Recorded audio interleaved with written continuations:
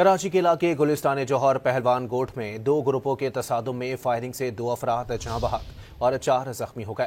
مزید بات کریں گے ڈان نیوز کے نمائندے عمران حفیظ سے۔ عمران، مزید بتائیے گا کیا معاملہ ہے؟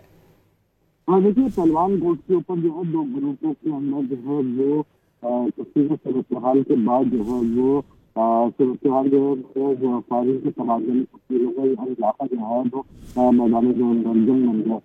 2 طرفہ شدید فائرنگ سے جو ہے مجھے طور سے 3 افراد اس میں زخمی ہیں، جنہیں فوری طور پر قریبی اسپتال میں منتقل کیا گیا ہے، جہاں 2 شدید زخمی جو ہے وہ دوران علاج جو ہے دم توڑ گئے ہیں۔